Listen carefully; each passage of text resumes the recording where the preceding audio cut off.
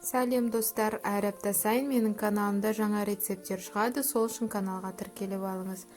Бүгін вареньеден жасалған пирог дайындайтын боламыз. Ол үшін ыдысқа 80 грамм құм шекер, бір дана жұмыртқа, еріген 180 грамм сары майды құйып, араластырып, үстіне 1,5 шай қасық разрыхлитель салып, жақсылап араластырамыз.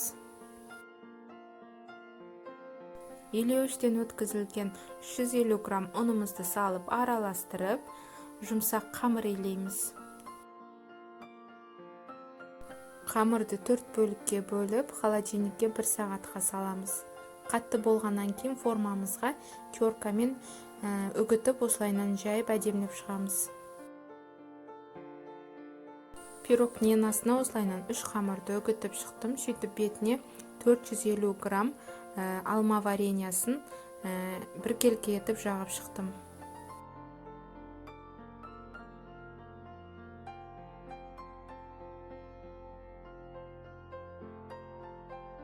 Вареньяның бетіне қалған қамырды осылайынан үгітіп шығамыз.